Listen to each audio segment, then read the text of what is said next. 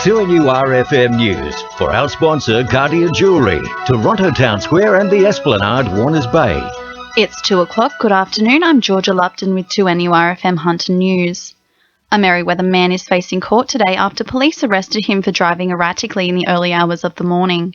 The 26-year-old allegedly refused to pull over and fled on foot, but was tracked down a short time later by a police dog. The man is the subject of an outstanding warrant and was refused bail. A house fire in Beresfield last year has prompted a second notice for recalled and dangerous electric heaters. Fair Trading has renewed its warning about the 2009 Sunair fan heater, which last year caught fire and caused major damage to the owner's property.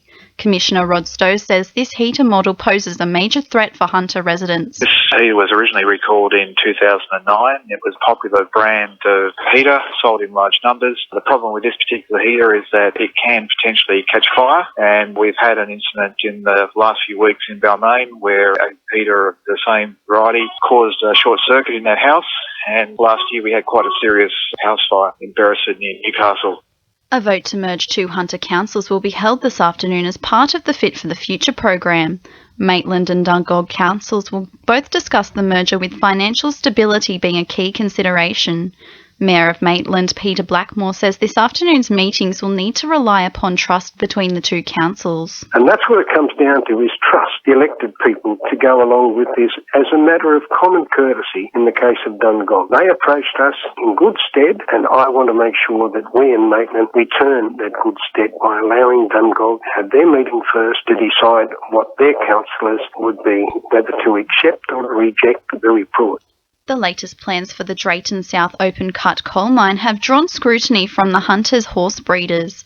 Anglo American's most recent application would have the mine built within a kilometre of local horses, prompting local members of the breeding industry to speak out.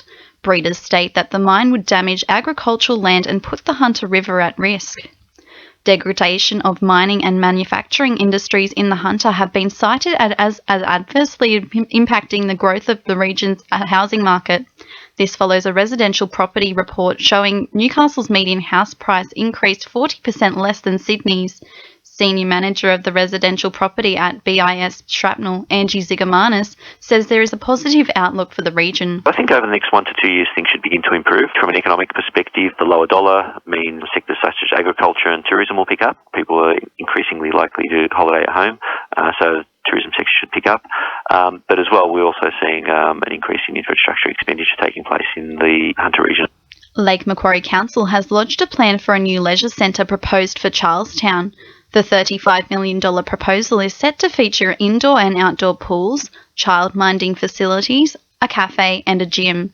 Lake Macquarie Mayor Jodie Harrison says she is confident both state and federal governments will contribute to the funding. We are talking about a long-term project, but it's important that Council has projects that are shovel-ready so that as grant funds become available, we've got something that we can take to governments to say this is a worthwhile project, it's great for our community, and there's certainly benefit in putting money into it.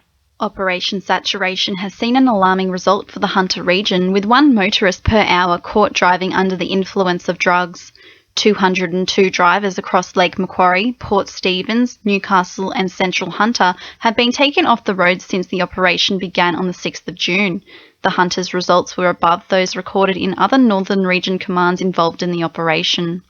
In finance, the All Ords is down 110 points at 54.35 and $1 Australian dollar is buying 76.52 US cents.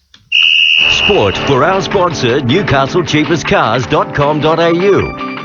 Knights centre Dan Gagai is expected to make his Origin debut in Game 3, with speculation mounting over the Maroons squad to be announced today. If selected, Gagai would find himself on the edges at either centre or winger, with Greg Inglis or Darius Boyd replacing the injured Billy Slater at fullback.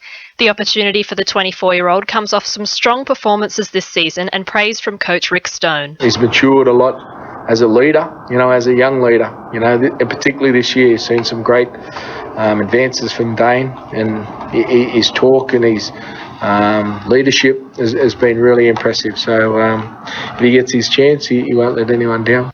In NPL soccer, Adamstown stole a point from Hamilton with a 2-2 draw thanks to an Olympic own goal. Maitland are well clear of the bottom of the ladder after a 1-0 win over Jets Youth. Meanwhile, Lambton beat Charlestown 3-1, Western beat South Cardiff 1-0, and Edgeworth defeated Broadmeadow 2-1. That's sport. I'm Jacinta Lee. 2NURFM news time is 2:05.